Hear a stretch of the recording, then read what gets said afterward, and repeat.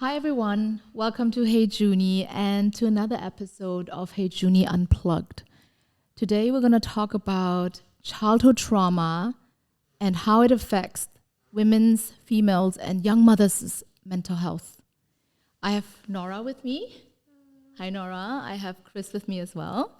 So Nora is our head of domain and she takes care of all mental health matters and all, content-related things at HeyJuni.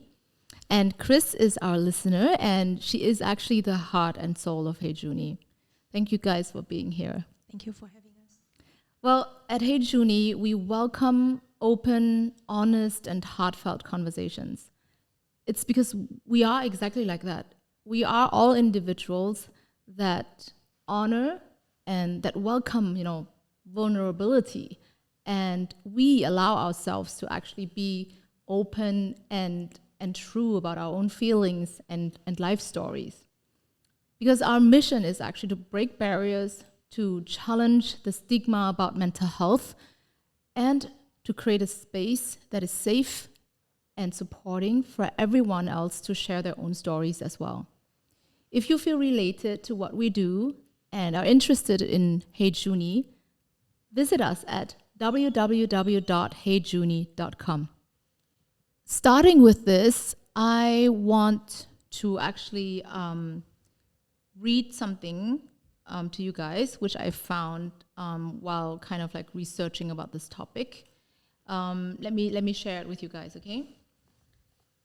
Females exposed to childhood abuse were more likely to suffer from eating disorders, depression, post-traumatic stress disorders, obsessive compulsive disorder, anxieties, phobias, and so on and so on. Then it continues. They are more likely to also develop and suffer from sleep disorders, metabolism disorders, and cardiovascular diseases. So this concludes that actually it affects both of their physical and mental conditions. And then I continue just quickly a little bit more. According to the World Health Organization, 1 in 5 females have stated that they have suffered sexual abuse during childhood up to 17 years old. And 120 million girls and young females under the age of 20 have suffered some form of forced sexual intercourse. I know that, childhood trauma comes from, very different places, and it can appear in very different forms. I hope it's okay to ask you guys, but have you actually experienced childhood trauma and hardships that still, impact your life until today? I think I can start first. So I do think that childhood trauma actually changes the way our brain sees safety, trust, and love. So a story for myself is that I grew up from a family where my dad was always busy because he always had to work to provide for the family of 5, and he was the sole main breadwinner, and I could tell that we weren't very well off, so he had to work very long hours to make ends meet. But when he comes home, I do notice that he would treat like the children differently. So for me, I do remember one time when I was just on the sofa, just sitting there, and he just came home, and he would say, "I don't want to see your face, I don't want to hear your voice, and just go inside your room." And I think this was very difficult for me to hear because I was still so young back then. And I always felt like I did something wrong. And my mom was always telling me that, just keep quiet. He had a tough day. But I find that because of this experience, I was often bottling up my emotions quite a bit. I was very fearful to make my dad upset because I do understand that he comes from a place of love, and maybe this is something with Asian parents because we are not the kind to say I love you on a daily basis. But I do think that it kind of affect the way how I entered adulthood because I didn't want to stay at home. I felt that nobody wanted me to be there, and I felt like I couldn't say certain things. I have to behave a certain way, and so I decided to go outside, and I tried to find like people that I could rely on because I couldn't do so at home. So I felt that in a way it caused me to enter in a few unhealthy relationships that I'm not very proud to, talk about. But like just a lot of bad decisions from there because I kept trying to find love outside. I tried to find like people to accept me for who I am outside, but I couldn't even do it myself because I always felt unlovable. Yeah. And how is like your relationship with your dad today? I think it's going well. It's a lot better than before. So as I mentioned previously, last time I wouldn't even want to go home. I would find a way to stay outside for long hours and only come home at night when like everyone is asleep because there's no attraction for me to go home because when I go home, my mom will be telling me to do house chores or my dad will be like, being frustrated just at my own presence. And I always like ask my mom like, oh, why is this happening? Did I do something wrong? But my dad isn't like this with my other siblings. So there weren't many answers. And I just kept like thinking that I did something wrong. But then over the years, I think it gotten a lot better because I do make a conscious effort to spend time at home now. And we have this thing where my dad will take leave would have his off day on Thursday. And Thursday is like family day for me right now. So every Thursday we must be home. We must have breakfast. We must have dinner together. And I think that it's funny because we can just be, just watching TV and, just talking about our day or having dinner and just talking about a day. And this kind of small conversations help to understand each other's circumstances or situations. So maybe I had a bad day in school, or my dad is very frustrated because his employees are not listening to him.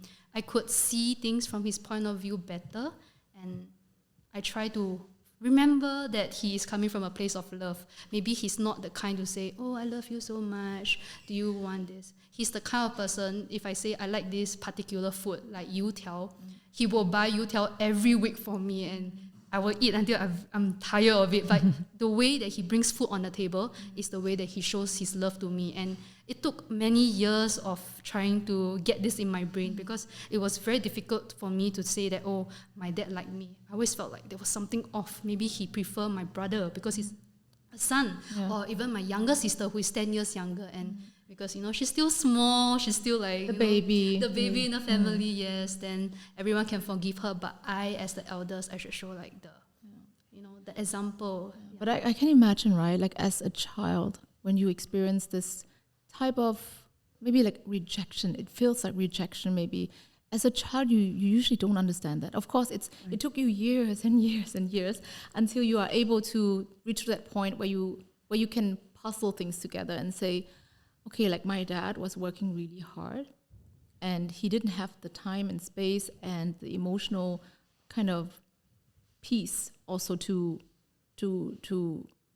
be like a dad that he's supposed to be. But it took you, of course, years to understand that. But, I can still feel you because like as a child, usually these are the things a child longs for: the protection of parents and not neglect, the care of parents. Sometimes as children, we don't even need parents to buy us, like a good pair of shoes. We just need them to be there, right? And being there, caring for us, reading a book maybe, just like spend some time and not putting harsh words onto us. So I definitely can imagine how you feel because similarly to like what you went through, this is something that I experienced as well. So I can't imagine like how you actually like become so strong and to be able to forgive and find that type of forgiveness, right?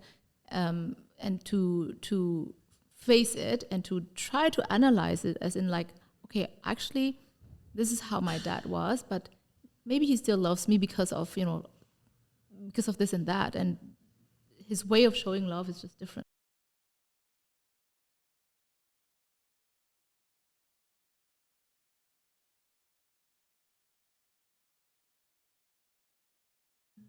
Yeah, it's quite powerful what you have really been through and what you have achieved emotionally. Yeah. I think I was just forced to grow up faster. Are you the eldest daughter? Yes, I am the eldest daughter. My sister is 10 years younger than me, and my brother is 1 year younger than me. So I do feel like there is a lot of expectations to be the best in that sense, but then I am not the best. Yeah.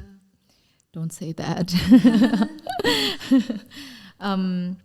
So then how do you how do you feel like now when you come home and you have like these family gatherings? Is it still like, does it remind you sometimes of the past, the things that you faced before as a child? I do think so. Like it's somewhere lingering. Like when my dad comes home and I know that he's really frustrated because he will have his AirPods on and he'll be listening to like music, I will be more instinctively shifting myself further away or like giving him some distance. And I think one of the things that help our family come together again and just have all this family discussion is because we started to have 2 dogs in our family, and I cannot emphasize how this has really helped me. I know like a dog is a dog, but because we have this dog, it's a shared commitment with the family. So in a way, we all have to chip in and take care of the dogs. So now when my dad comes home, he'll be so happy because even though he has a hard day at work, when he comes home, he sees the dogs, tail wagging and like just being very happy. He will be in a better mood, and I feel like that helps to ease into the conversation a little better.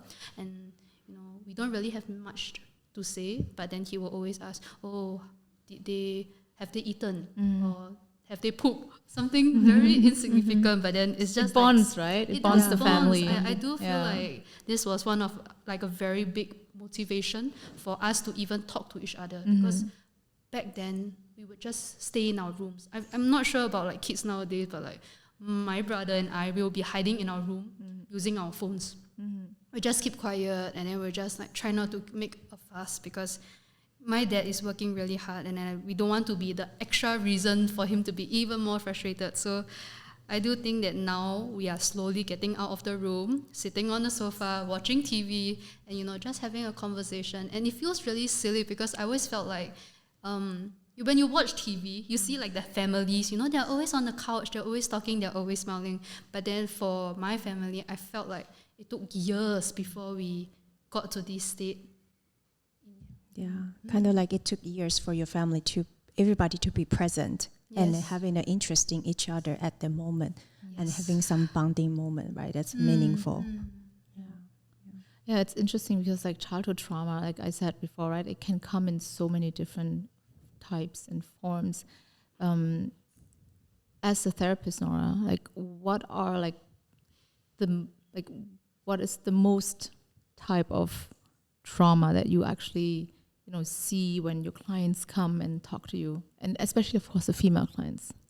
I think for females, sexual abuse or witness DV, domestic violence at home, or a lot of times that it's I think in Asian cultures, a lot of times it's the family issues, because I think like Chris was mentioned, the traditional parents are not that nurturing. We are more focused on, did you eat yet? Do you have enough clothes and place to live? So we lacking at that empathy. So a lot of times for the kids, they feel it's conditioned love, not unconditional love, right? They feel my parents love me, that I need to earn that. It's not freely given. So they have been struggling because when we as a child, when we build a sense of trust, safety or control over our life, that's very important, fundamental to build during our childhood life. So if we don't have that feelings, we don't, that need wasn't fulfilled when you were a child, that unresolved need will definitely impact us. We will carry that traumatic events to adulthood life, or even when we become parents. I think a lot of times it's more become an issue they really want to talk about, especially when they become parents, because then they will doubt, am I good enough? Because back then they don't feel home was reliable. So I think two things. Sometimes they feel like they are so afraid of they will become their parents, so they are struggling. But a lot of times, because I think how to be a parent, learning from our parents, it's the first model, right? So we kind of spontaneous. Sometimes we have that reaction of feel like, oh, I'm like my mom or I'm like my dad. But I hate that when I was a child. Yeah. Right? So I that's know. the struggle. I know. And I feel, I totally feel related with that, because a lot of things, when I looked at my parents back then, when I was a teenager, when I was a child, I was like, I will never be like them. I will never do this. When when I'll be a mother in the future, I will not be like this. But then you know what? Guess what? When I became a mother, I caught myself being like my mom or my dad sometimes. Right. It's psychologically so weird, isn't it? Because you actually have the awareness about, I don't want to be like that. I don't want to carry on that trauma onto my own life and inherit to my child.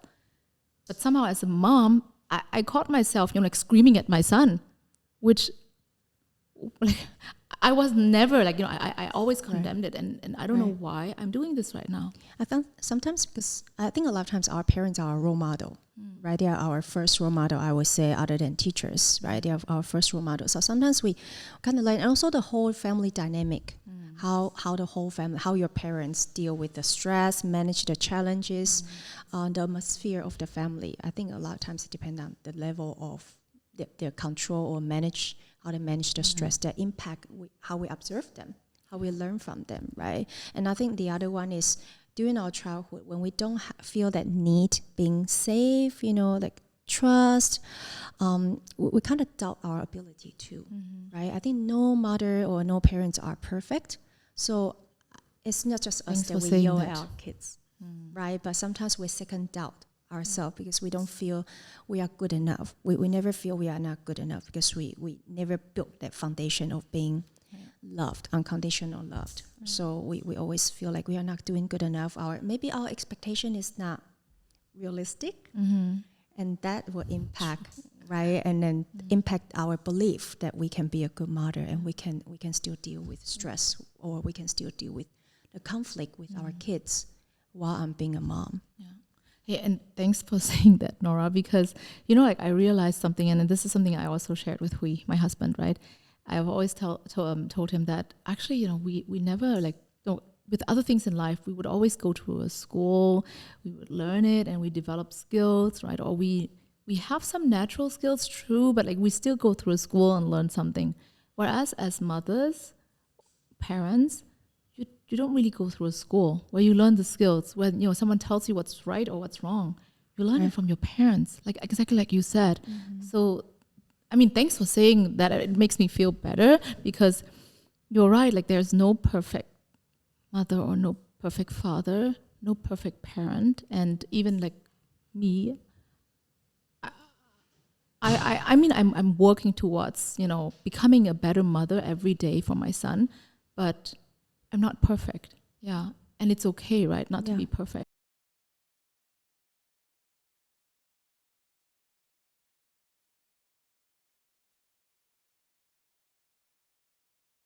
Nobody's perfect, right? And depending on how we view ourselves and also our belief, whether we can get better or not. But I think before we get there, we need to have an understanding, have the awareness of what happened to us and what happened in the past, right? And that's not our fault. Yeah, we didn't do anything wrong.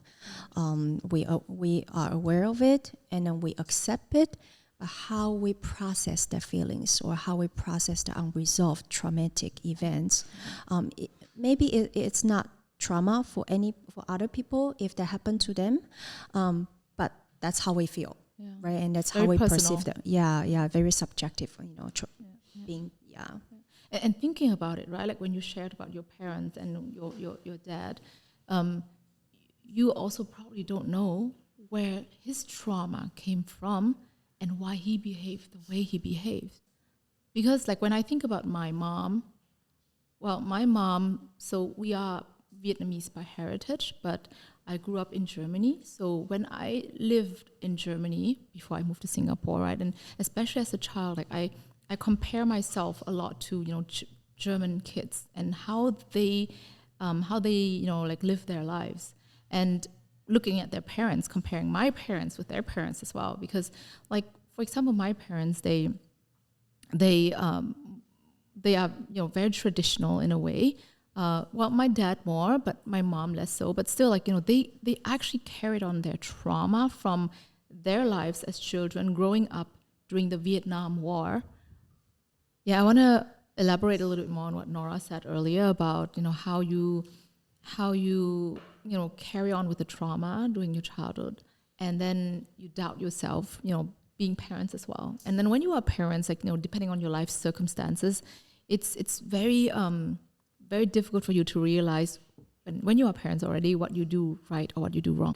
So thinking about it, and also thinking about your parent, I believe that your dad, he was to some level like aware about maybe being like grumpy to his kids, being grumpy to you, but he can't help it because we don't know from like what place of trauma he came from, or even your mom came from. So it's very difficult because this is kind of like an intergenerational kind of trauma, and it gets carried on and carried on. So for me, especially when I think about like myself growing up as a Vietnamese child in Germany, this intergenerational trauma was carried on by my parents, or from their own experiences and trauma and from the past, because they grew up as war children during the Vietnam War, and they faced different challenges in their lives, even like in the sense of like how family structures and so on were.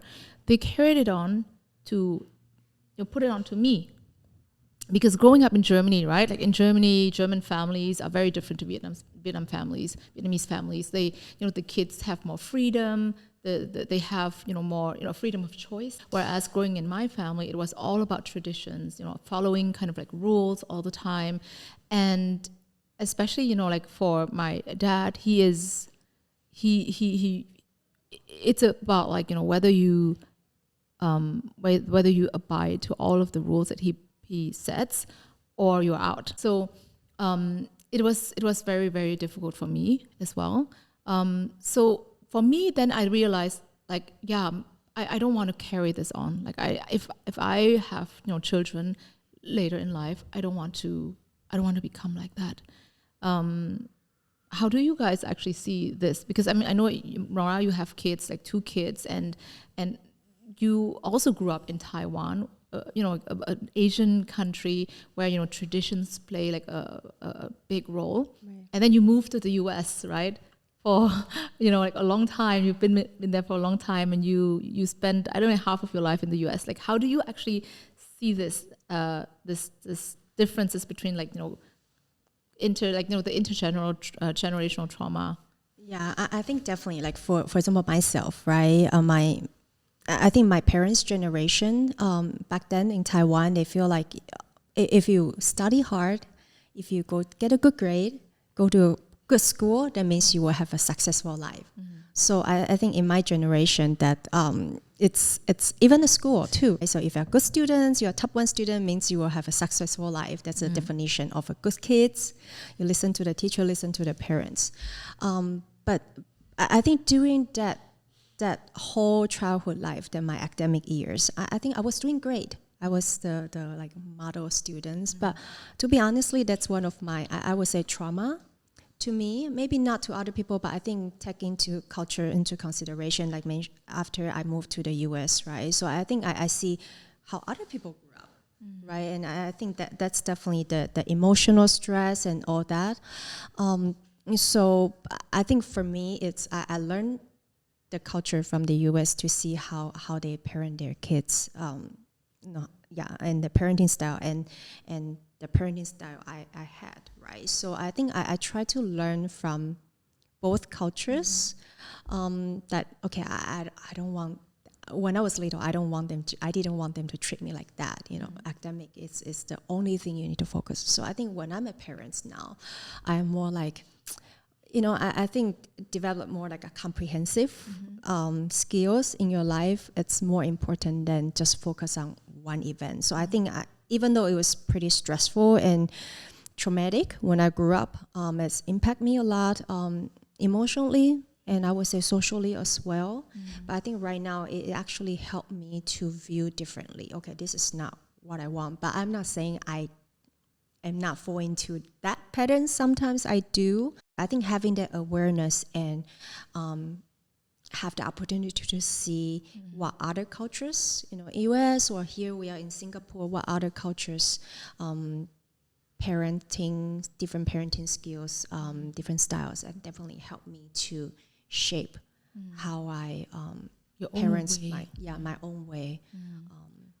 And it's great because like we can break the cycle. Like we can break the cycle of trauma, right? Because like when we experience trauma, any type of trauma, it means it leaves an effect on us. It leaves like a mark, in our lives, in our personality, our confidence.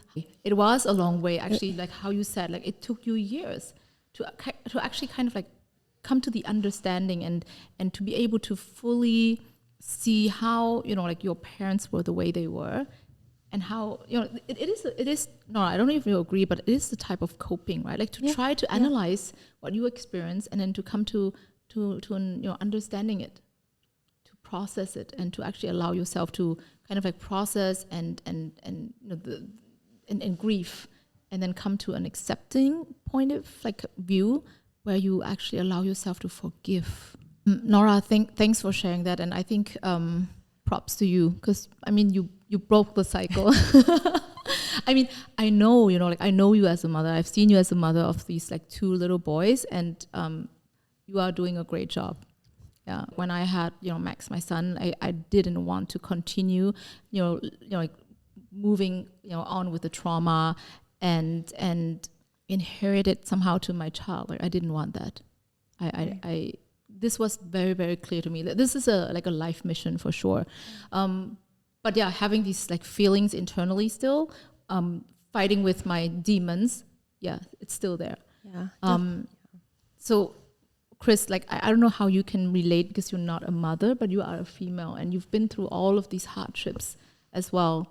Do you see like any like similarities in like how Nora and me as mothers experience these things? I think what I can share is that now I'm 26 years old, and I don't think I will ever be ready to want to be a mother. So when I was growing up, I had a lot of resentment towards my mom because of like how the family dynamics were. So I will always say, why is this happening? I'll ask many questions like why? And I never gotten the answer that I wanted to hear. So my mom will always shoot me with this one statement: next time you have your own kids, you see how you deal with them. I don't know how to teach my children. I don't know how to handle this family. You can deal with it when you're older.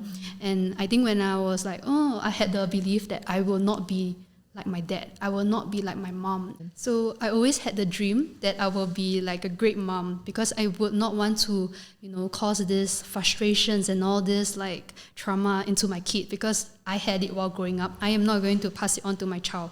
But I think this is a lot easier said than done. So how I can relate to this is that I mentioned before that my sister is 10 years younger than me. Oh, you're like a mom to her. Yes, I am like a mom to her. So when I was younger, I'll push the pram, and then people would think that I am the mother. And because my mom is working part-time now, so for a lot of the school events, I'm actually there for my sister to support her, like sports day, some stuff like that.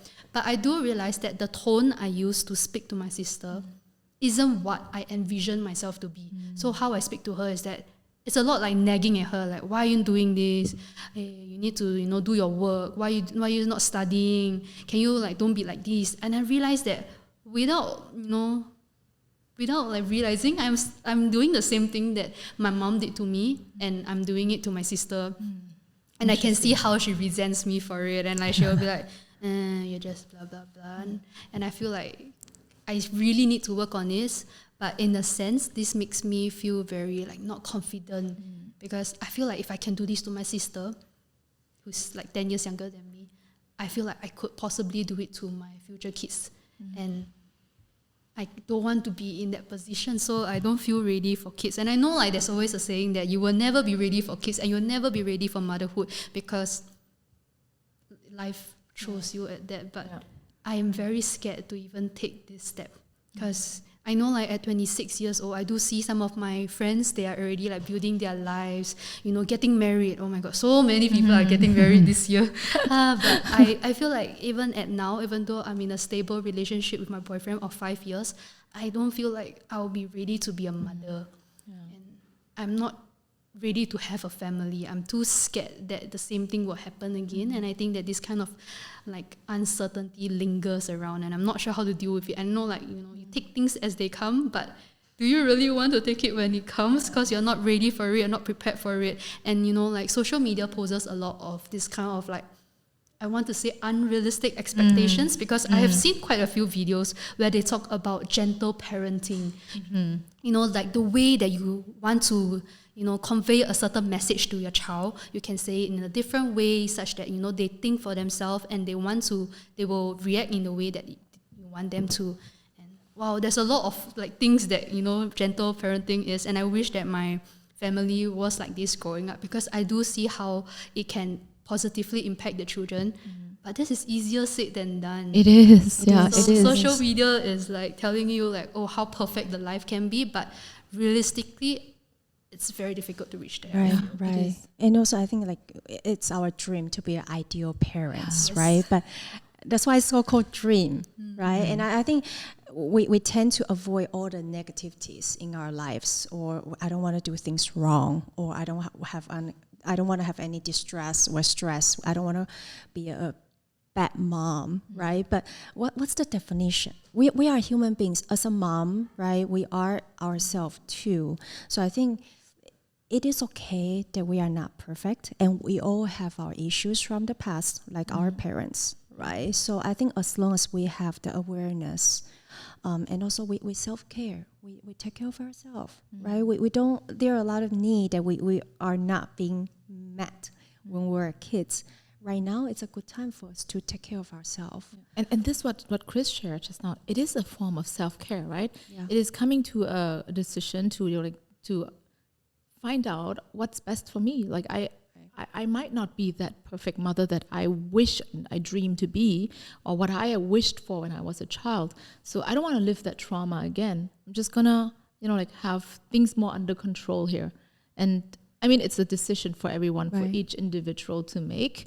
And for me, like, even though I had like the trauma that I experienced, I've always wanted kids, because for me it was like, oh, I want to be different, and I think I can be different. And I feel like having kids in a family is something that it's kind of like instinctively like I long for.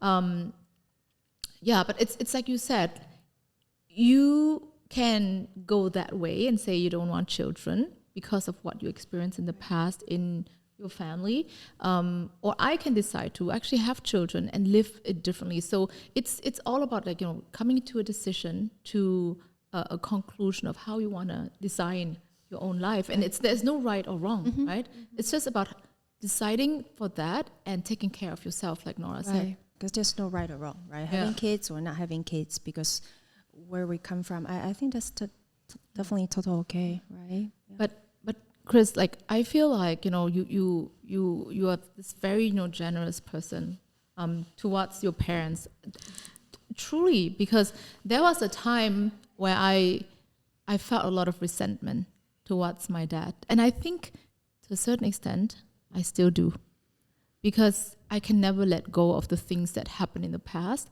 Even though as an adult, as a mother now, I can explain things better to myself, but the feelings of having to go through all of these like dramatic events, as like tragic events in my childhood life, in my early, teenage and even early adult life as well, I have this very strong feeling whenever I think about it, as in like it evokes like a feeling in me that will never go away. It's just that rationally I can explain things better. So props to you also, Chris. Like, you were so young, like 26, right? So being able to kind of have that sense of forgiveness helps you as well to let go of things of the past. It took me really, really long. Yeah. And I think that's also part of the grieving process, right? And we go through different stages when we're grieving. The reason I say grief and loss is because we are we lost that the time that we feel we should get love from our parents, or we didn't have the ideal childhood life. Reasons because how our parents treated us, and that's our loss too. So how we process that grief and loss, I think that's also a part of healing journey as well.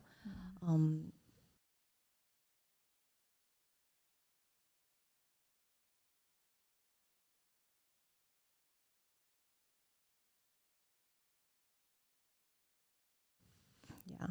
How do you actually experience that? That if you think about it, like how do you actually experience this like grieving or resentment that you felt?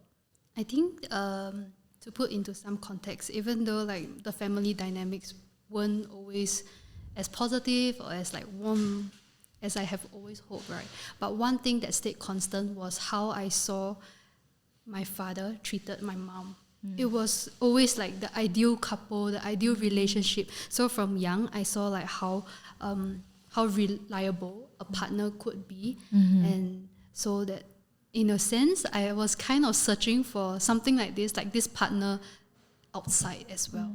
And how I dealt with all this was that when my dad would say certain things, I will be very frustrated. I will be so angry.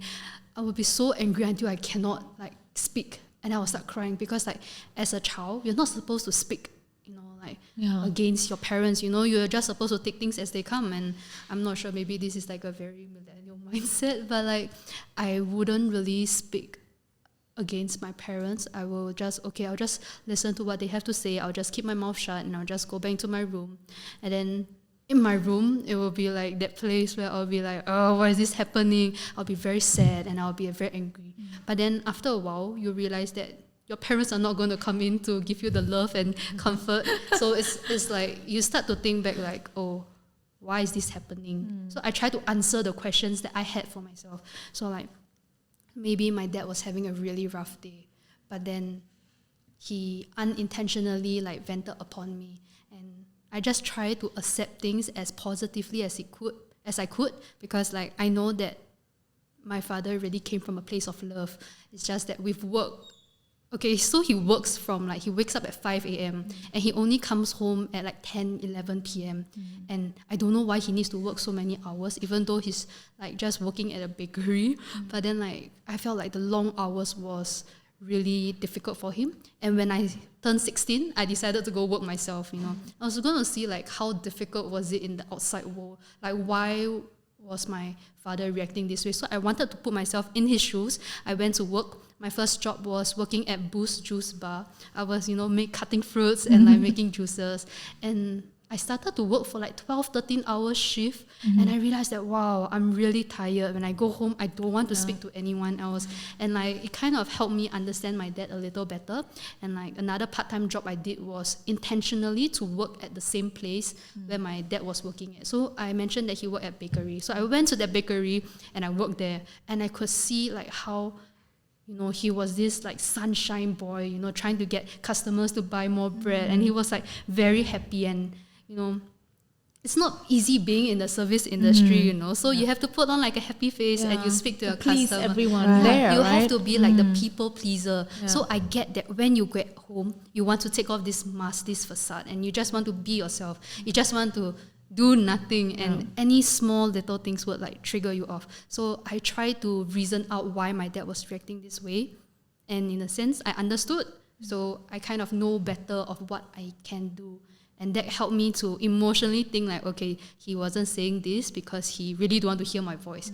But maybe when I was younger, I was like, oh, is there something wrong with my voice? I was very afraid to speak up because I felt like maybe there was something in my voice that he didn't like, or maybe like I have pimples on my face and it was giving him a lot of like, I don't want to see your face. And then I realized that it's not that, it's just accidentally,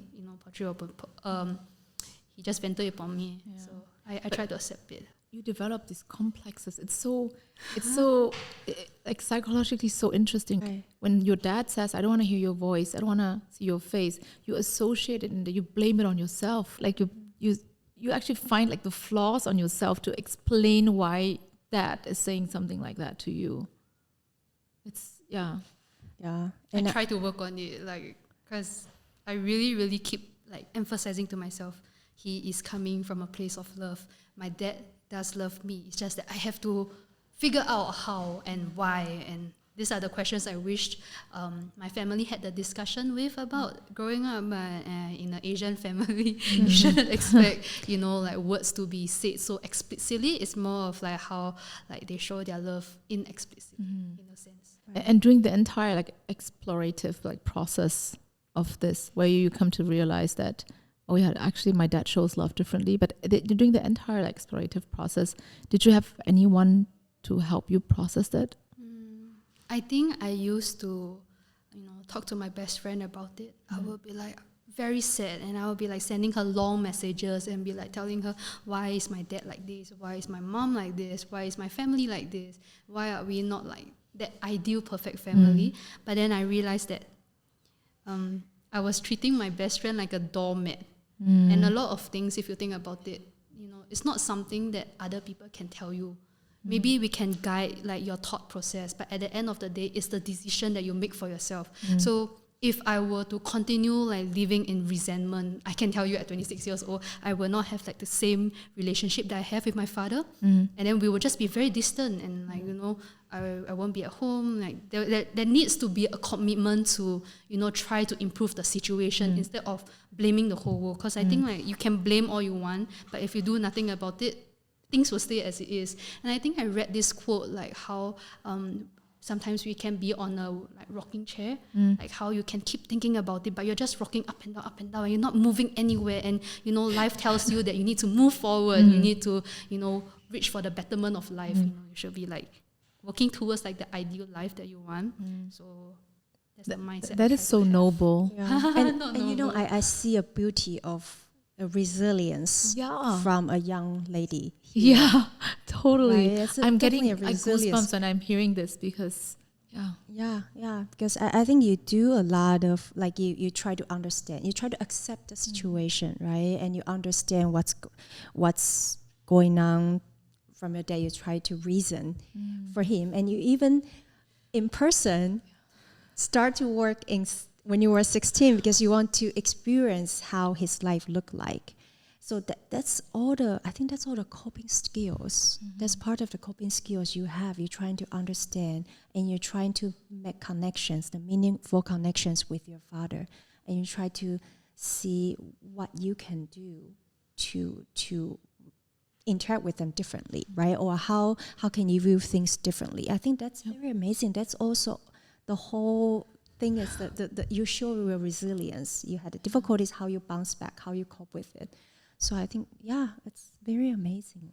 I wish like I had someone proper to talk to me when I was younger, because it took me so many years to even get to like this place of peace right now, because like I had to do a lot of trial and error. So like trial and error by for example, when I couldn't find love at home, I tried to find it outside. So I was getting into multiple relationships, and because I saw how happy my parents were, and I wanted to find that in a partner. So I tried to look for different guys, and like it all ends up very, very, very badly. I was in so many toxic relationships, and I just tried to hold on to it, and I tried to tell myself, this is fine, things will get better. I had a lot of tolerance for like toxic guys. So a lot of my friends were always saying like how like all the guys, it felt like I was telling them about the same story, but it's just different guys. And I was just not getting myself out of this relationship fast enough, because I felt like I should work on it, Maybe I'm doing something wrong, and I kept blaming myself. But then it took me a while to realize that I should not be relying on a partner to accept the situation. I should be, working on myself, because like you need to really work on your mindset to move past like, there's a lot of things that you can go about it. You can avoid your family, you can, cut ties with them, and like, but are we do you really want to be at that stage? I don't think so. And I had to keep reasoning to myself, like, what is the best course of action? Because I know, like, getting into a relationship wasn't a good idea. It was a very, very terrible idea from the very beginning. And I regretted it a lot because I was trying to find love in, like, the wrong place. But if I could go back and tell myself, I wish I could say all of these things that I've learned now to my younger self. And I tried to tell that to my sister too, but she's not really listening. But I think She will get Chris, there. she broke the cycle. Yeah. You broke the cycle, actually, Broke the right? cycle, Yeah, yes. and, and I see a lot of young ladies, or even ourselves when we were younger, or even now, maybe we are still struggling to second doubt ourselves.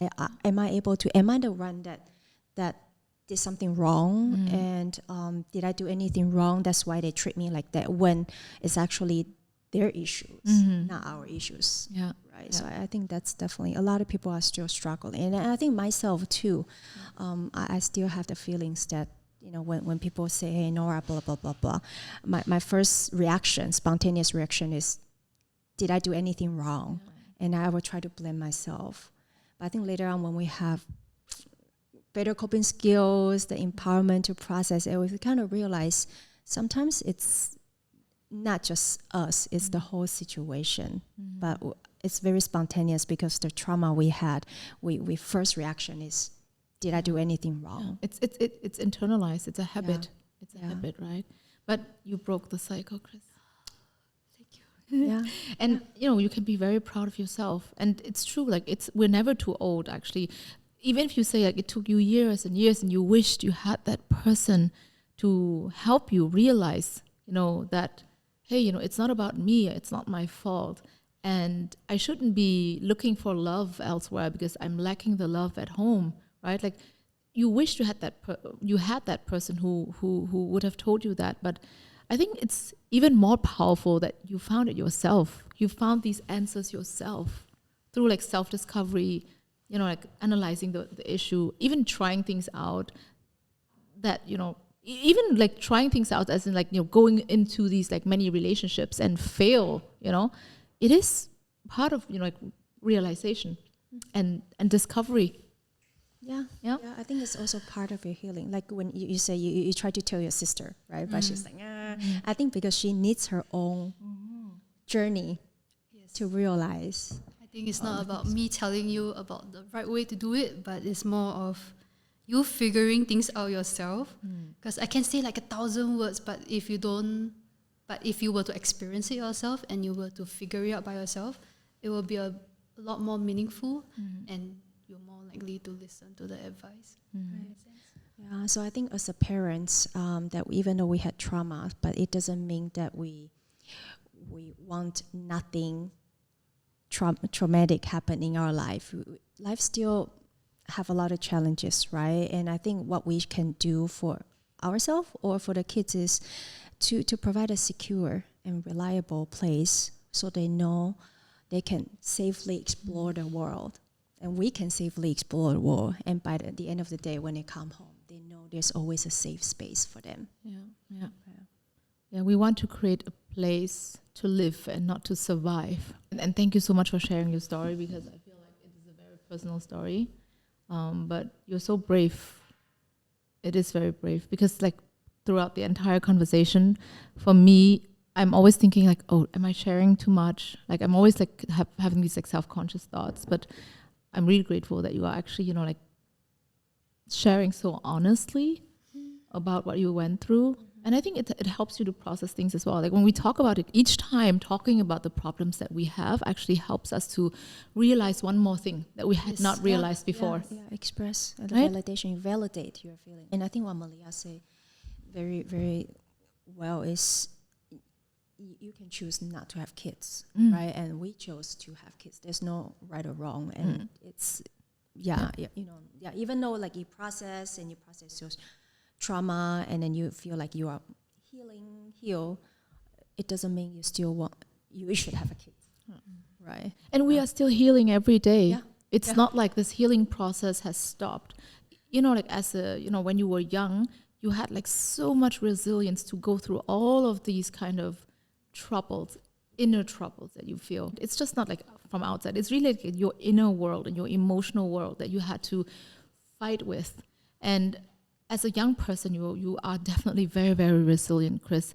You are still healing from it. It's not like a process that it's stop and then you become a different person. So talking to you, and what I have kind of like my impression right now is that you are such a strong person actually, and you are still on this kind of like way of building more resilience and finding more healing and forgiving, like you said, like forgiving your dad.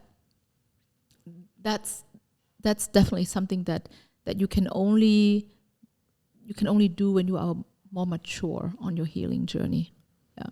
I think the more you talk about a certain topic, the more you are able to break things down. And like you mentioned, you are able to see things different or see something new each time. And I feel like at this point, the reason why I can talk about this so openly is because I feel like I'm speaking from a very third person point of view. I'm no longer like that sad, bitter kid that is always resenting towards my family or like my mom or my dad.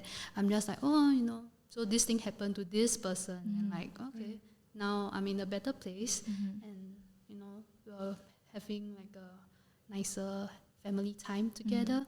And I think it's like you still remember all of that, right? Like how you lived as a child and how traumatizing it was for you, but you can distance yourself from that time. And you are now empathizing with that little Chris. She set a good boundary too. Yeah, right? setting boundaries. Yeah, right? And I think your story definitely will inspire a lot of young ladies. They are still struggling out there. You will be they can envision there's a hope.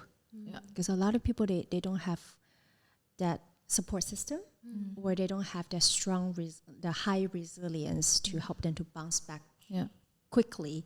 But if they see the hope, they see the story, and they feel related, right? And people validate it. I do see people were there, and then like where I am right now, but there's a hope.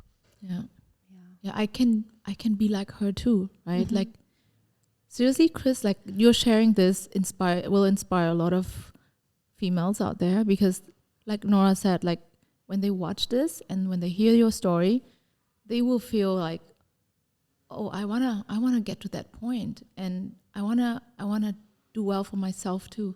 And if she can do it, maybe I can do it too. Yeah. Thank you so much for sharing. Thank you both for being here today and joining me on this very, very important topic. I feel like every one of us, like none of us is trauma free, and to a certain extent, like it's large or small, but it's also very personal, right? Like you can't really say, I experienced more trauma than you. Like there's no way. It's very personal and very subjective. So thank you for being here, because I think we are honoring a lot of people out there who have similar experiences, maybe in different format, different, like looks, but internally the trauma is very, very real and very similar. So great to have you guys here today. Thank you. Thank you for having me here today. Thank you everyone for joining us today on this episode. It is very, very meaningful to us that you are here with us and allowing us to share these stories with you. And if you would like to comment or share your stories as well, or want to join us on one of the podcasts, please reach out to us.